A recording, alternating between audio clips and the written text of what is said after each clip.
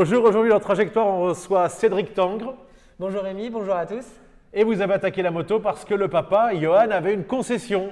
Tout à fait, ouais, c'est la passion du père pour la moto qui nous a permis de commencer et qui nous a surtout donné l'envie. Alors je me souviens de deux frères, il y avait également Jérôme qui roulait. Tout à fait, on a commencé ensemble en 98 et on a fait quelques saisons ensemble. On a vu quelques photos, vous avez attaqué sur une machine très très jeune.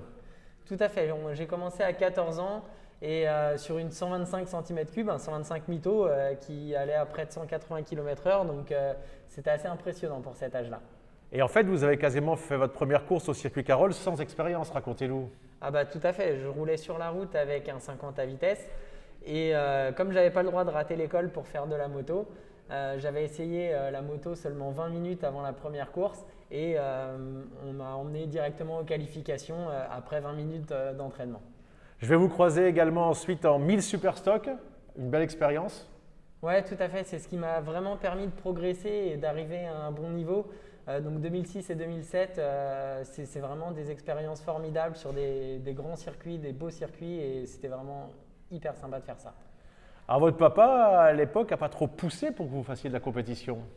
Bah, quand j'étais jeune, effectivement, il a fallu du temps pour qu'il accepte qu'on fasse de la compétition et j'ai vraiment poussé pendant plusieurs années parce qu'au début, il n'était pas très chaud et il avait surtout pas trop de temps à accorder à ça. Les cheveux longs, la queue de cheval, c'est par mimétisme. Ouais, c'est tout à fait ça. Et puis bientôt aussi, je me raserai le devant du crâne quand j'aurai les cheveux assez longs pour faire comme mon père. Alors vous allez ensuite, malgré tout, rouler avec votre frère. Ouais, tout à fait. On a fait en 2008 notamment les 24 heures du Mans ensemble.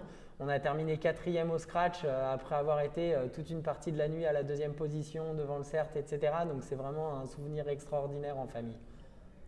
Vous allez continuer parce que vous êtes vraiment un passionné. Oui, c'est ça. En fait, je pense que j'avais un peu plus la passion, un peu moins la peur de la blessure par rapport à mon frère. Donc Jérôme a décidé d'arrêter en 2012 et moi j'ai continué. Alors vous continuez, vous allez vous faire plaisir avec un titre de champion de France. Il y en aura deux, mais il y en a un qui est très particulier.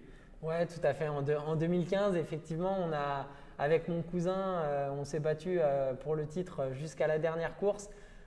Ça s'est notamment terminé avec une course à Carole où je gagne la course pour 16 millièmes d'avance devant lui et le titre qui se joue à la toute dernière course pour 4 points d'écart. Donc c'était une saison très riche en émotions et très intense avec mon frère qui me coachait et mon principal adversaire qui était mon propre cousin. C'était vraiment hyper intense. Vous êtes double champion de France et là, vous allez accéder à un rêve avec le Grand Prix de France.